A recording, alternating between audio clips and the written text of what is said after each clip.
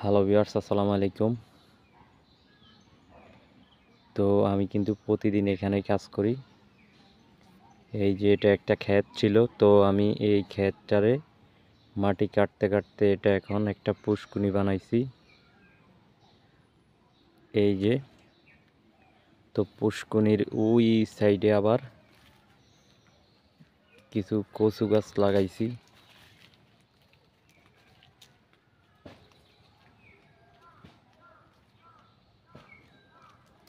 এই যে এগুলো হচ্ছে লতির জন্য লাগাইছি।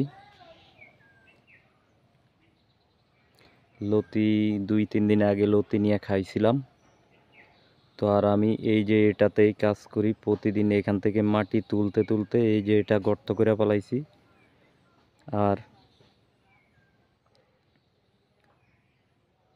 তো আমি পুষ্কুনির চারপাশে ঘাস লাগাইছি এবং নারকেল গাছ লাগাইছি। আর এগুলা লাগাইছি হলো কচুর লতি। আর যেহেতু আমি ভাবলাম আমি এখানেই প্রতিদিন কাজ করি, তো আমি এই জায়গাটার একটু কাজে লাগাই। আর এই যে এখান দিয়ে আমি কিন্তু মাটি নিয়ে উপরের দিকে উঠি। এই যে এটা হচ্ছে নেট নেট দিয়ে আর কি দরজা বানাইছি। তো এখনও মাটি কাটা শুরু করি নাই, তো কাটা শুরু করলে এটা আর কি এই নেটটা সরায় পালামু। আর এই যে আমি মাটি কাটতে কাটতে এখানে ভরট করতেছি। এটা এই যে এতটুক এখন উঁচা করছি এই জমিনটা। আর আমি মাটি এদিকে মাটি কাটা হয়েছে, তো আমি কিছু কলা গাছ লাগাইছি। এগুলা সাগর কলা, চাপা কলা, বাংলা কলা আছে, সুপ্রি কলা আছে এবং কি কাঁচা কলা আছে। আর আমি যে মাটি কাটি এই যে এই গাড়িটা দিয়ে, আমি এটা দিয়ে আর কি মাটি কাটি। তো এখনও কাজ শুরু করি নাই, কাজ শুরু করলে এটা দিয়ে কাটবো আর কি। আর আমি যেহেতু প্রতিদিন এখানে এই গাড়িটা দিয়ে মাটি কাটি, তো আমি ভাবলাম যে এই জায়গাতে যেহেতু আমি প্রতিদিন থাকি, তো আমি কাজের পাশাপাশি কিছু মুরগি পালন করব। আমার মাথায় আসলো, পরে আমি মুরগি যেহেতু পালন করব এই জায়গাতে, তো আমি কি করলাম, এই আমার পুরাটা এরিয়া আমি এভাবে আগে টিন দিয়ে বাউন্ডারি কইরা নিছি। এই সাইডে দিছি হইল নেট। এই যে এগুলো হচ্ছে নেট। আর ওই দিকে আছে রাস্তার পাশে হচ্ছে টিন দিয়ে আমি এখান দিয়ে বাউন্ডারি দিছি।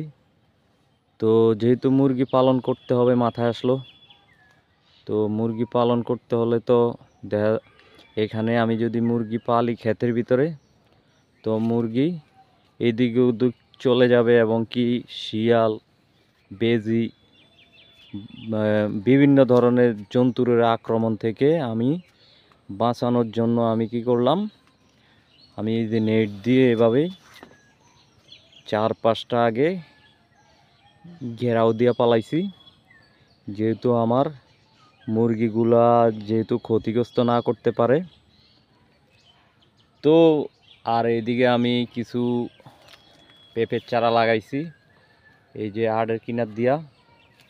আর এদিকে কিছু খাওয়ার জন্য আখ গাছ লাগাইছি, আখ গাছ। তো এগুলা, আর এই যে নিচে দেখেন যে লাল শাক উঠছে, এগুলা কিন্তু অটোমেটিকলি এগুলা লাল শাক উঠছে। ওই যে আগে এখানে লাল শাক পালাইছিলাম, পালানোর পরে লাল শাক কিন্তু বিক্রি হয় না, এই জন্য লাল শাকের ওগুলার গাছে কিন্তু দানা চলে আসছিল। তো ওই দানা থেকে আবার নতুন করে দেখেন লাল শাক উঠছে। এই যে পুরা খেতে কিন্তু এইদিকে লাল শাকের অভাব নেই। আর সবচেয়ে মজার বিষয় হচ্ছে, আমি 1 বছর আগে আমি এইখানেই আর কি লাগাইছিলাম চাল কুমড়া গাছ। খুলনা থেকে আমি গেছিলাম ঘুরতে, খুলনা। তো আমি খুলনা ঘুরতে গেছি, আর পরে ওখান থেকে আমি এই যে চাল কুমড়ার বীজ আনছি। বীজ আন না এগুলার গোড়াতে সার, গোবর আর কি যাহা দিছি সব কিছু দেওয়ার পরে কিন্তু আমি ফল পাই নাই। পরে আর মানে এই যে চাল কুমড়ার উপরে আমি আশায় ছেড়ে দিছি। হঠাৎ করে এবার বৃষ্টির পরে দেখলাম যে এই জমিতে একটা গাছ উঠছে। ঠিক আছে, একটা গাছ উঠছে যে এটা এমনিতেই উঠছে। এই যে দেখেন এটার গোড়া কিন্তু ওই যে ওইখানে গাছ উঠছে। পরে আমি কি করছি, দেখলাম যে এই গাছটা মাটিতে বাইছে। পরে দেখলাম যে এটাতে ফুল করছে। ফুল করার পরে আমি গোড়াতে আর কি সার দিছি। সার দেওয়ার পরে এই যে আলহামদুলিল্লাহ এখন কিন্তু এই যে একটা এখানে একটা বের হয়েছে, আর এখানেও বের হয়েছে, আবার এই যে আরও বের হইতে আছে। তো এটাতে আমি বুঝলাম যে যেসব জিনিস নাকি যত্ন করে আর শখের জিনিস কিন্তু হয় না, যত্ন করলে হয় না। তখন থেকে আমি কিন্তু বেশি একটা যত্ন করি নাই। এই গাছটা এমনি পালায় রাখছি, এটাতে কিন্তু এমন যত্ন ছাড়াই ধরছে। আর এই যে আমি মাটি কাটতে কাটতে এই যে এতটুকু আইছি। তো এটা আমি এই মাটি এখান থেকে কাটতে কাটতে একদম ওই যে রাস্তা পর্যন্ত নিমু। এটা এই এই যে এই লেভেলে এই জায়গাটা একটু ডাউন, তো বৃষ্টি হলে এখানে কিন্তু পানি চলে আসে এই জন্য।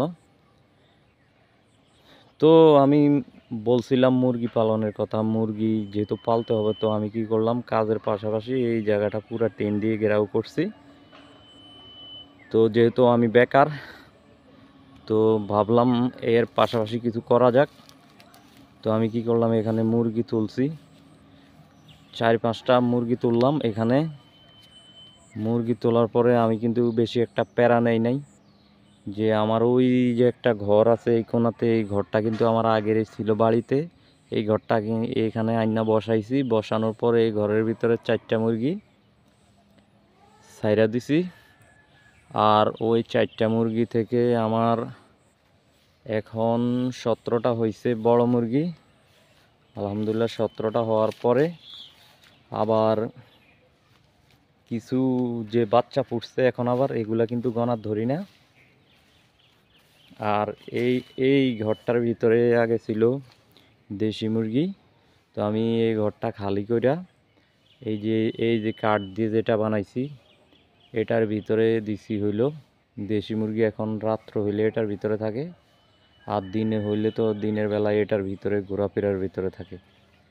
তো আর এই ঘরটা কাজে লাগাইছি হলো আমার এক কাছের ছোট ভাই আমারে দিছে টাইগার মুরগি। তো আমি এগুলো আর কি পালন করতেছি। এটার ভিতরে টাইগার মুরগি বাচ্চা।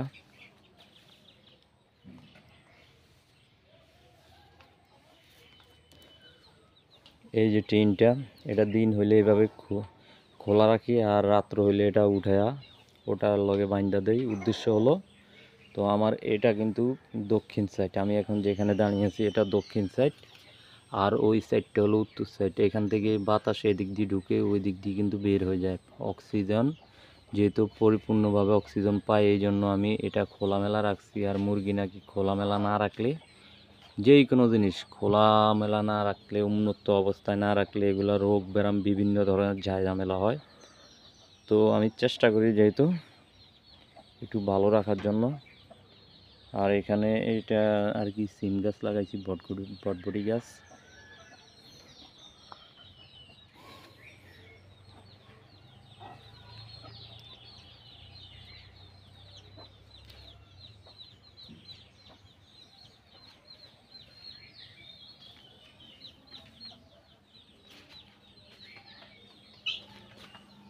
আর এই যে এই মুরগিটা হচ্ছে এখন ডিম নিয়ে বসে আছে এটা।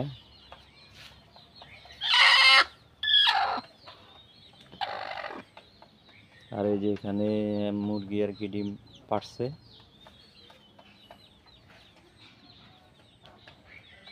আর টমেটো যখন সিজন ছিল টমেটোর, তো আমি এগুলা গাছগুলো এইভাবে ছায়া জায়গাতে আইনা রাখছি। এগুলা কিন্তু টমেটো এখনো ভালো। এই যে এগুলো এইভাবে রাখছি, টমেটো কিন্তু এখনো নষ্ট হয় নাই।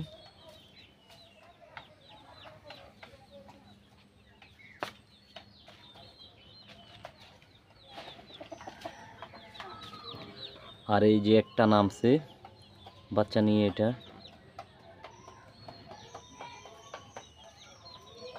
তো ইনশাল্লাহ আমি আশা করি আস্তে আস্তে এটা খামারটা বড় হবে একদিন ইনশাল্লাহ।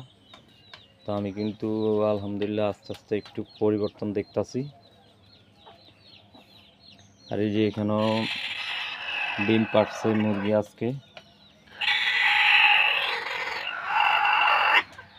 আর এই যে এটা ডিম নিয়ে এখানে বসে আছে।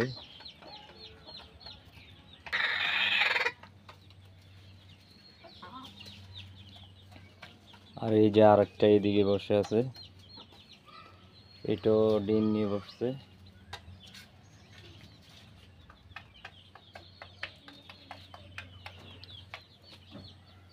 আর এইদিকে এই যে ডিম পাড়ছে এটাতে। তো যেহেতু আমার এখানে এভাবে বাউন্ডারি, তো আমার এগুলা কিন্তু একদম এলোমেলো অবস্থায়। অনেক সময় দেখা যায় মুরগি কিন্তু এইভাবে নিচেও ডিম পাড়ে, কিছু যদি নিচে যদি না দেই তাহলে দেখা যায় যে এরকম জায়গাও ডিম পাড়ে। তো আমি কিন্তু কাজের জন্য বেশি একটা যত্ন করতে পারি নাই। তো এই জন্য এই যে টায়ার ছিল এখানে, এই টায়ারের ভিতরে আমি কিছু খেত দিছি, তো এটার ভিতরে ডিম পাড়ে। আর এই যে ঘরটা বানাইছি হলো আমি নতুন, আমার ঘরে কাঠ ছিল, এগুলা দিয়ে আমি বানাইছি। একটা মিস্ত্রি নিয়েছিলাম আর আমি নিজে কাজ করছি লগে। তো এই যে ঘরটা, তো আমি মিস্ত্রি 800 টাকা দিছি ওরে। আর এই যে ঘরটা বানাইছি, তো আমি ঘরের চারপাশে এভাবে কাঠ দিছি, বেশি একটা টাকা নষ্ট করি নাই। উদ্দেশ্য হলো দেখি এটার ভিতরে কি আছে, যদি আগেই টাকা ইনভেস্ট করি। এখানে কিন্তু এটার চারপাশে নেট দিলে, প্লাস্টিকের নেট দিলেও কিন্তু 3000 টাকার মতো যাইতো। তো আমি কিন্তু দেই নাই, এইভাবেই দিছি।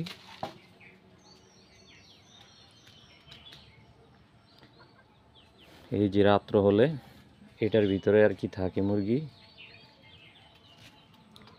আর এটার ভিতরেও, এটা 2 তলা বানাইছি আর কি, এটার ভিতরেও থাকে। দিনের বেলায় তো ঘুরে ঘাড়ে এই পুরা এরিয়ার ভিতরে ঘুরে ঘাড়ে, আর ঘাস লতা পাতা এদিকে খায়। আর এই যে এটা হচ্ছে একটা ছায়া জায়গা আর কি, আমি কাজের ফাঁকে মাঝে মধ্যে আসে এখানে একটু বসি। আর আমি ওই যে ওখান থেকে ওটা আর কি একটা খেতেই ছিল, তো আমি ওখান থেকে মাটি কাটতে কাটতে আমি এই জমিটা ভরট করছি। এটা অনেক দিন ধরে আমি মাটি কাটতে আছি, তো প্রায় 1 বছরের মতো হবে। আমি যেটা এখন যেখানে দাঁড়িয়ে আছি এটাও কিন্তু একদম ন্যাচা জমি ছিল। আমি ওখান থেকে মাটি উঠাইতে উঠাইতে এইটুক পর্যন্ত ভরট করছি। এখন এই যে সামনের দিকে আইতাছি, এখন আবার এর উপরে দিয়ে আবার মাটি ফালাইতাছি। তো ইনশাল্লাহ সবাই দোয়া করবেন, দেখি আমার খামারটা কতটুকু নেওয়া যায়। তো আমি আশা করি খামারে আলহামদুলিল্লাহ আমি একটু পরিবর্তন দেখতাছি।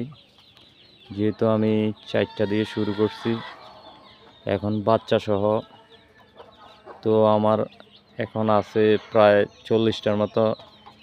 আর এদিকে ডিম নিয়ে আরও 3টে আর কি বসে আছে। তো এইভাবে ইনশাল্লাহ মুরগি খামারটা দেখি, আপনারা দোয়া করবেন যে আমি বড় করতে পারি।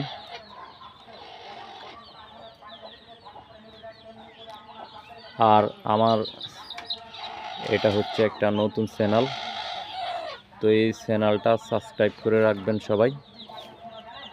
তো আমি আমার খামারটা এই জার্নি কতটুকু সামনে নিতে পারি, সবাই দোয়া করবেন। আসসালামু আলাইকুম।